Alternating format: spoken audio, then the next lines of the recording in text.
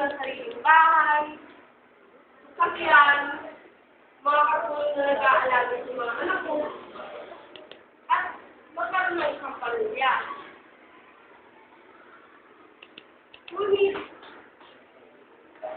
ang lahat ng ito ay nasira dahil sa isang pangyayari na hindi inaasahan.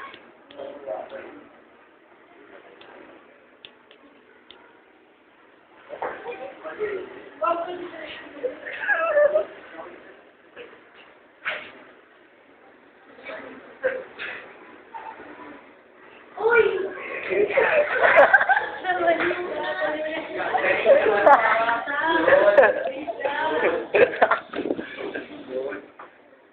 Halika na! Hindi pa tayo tapos ng pag-aaral. Paano tayo magkakayan? Paano tayo magkakaroon ng papakain sa ating mga anak? Ako bahala sa'yo! Magiging makakahalap pag sa online, makakahalap sila kung magandang trabaho. Magkakaroon tayo ng sariling bahay. Lahat ng gusto mo may bibigay ko. Ngunit, paano mo mabibigay yun? Kung hindi ka nakapag-aral, ako hindi nakapagtapos sa pag-aaral.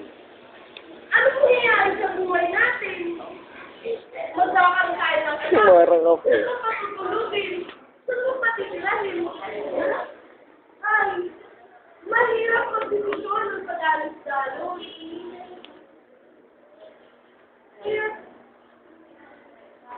kapag bata pa tayo, kailangan muna natin tapusin ang ating pag-aaral para magkaroon tayo ng magandang anak.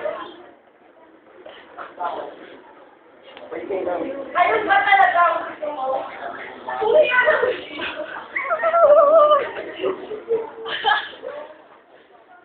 Kung yan ang gusto mo, sige.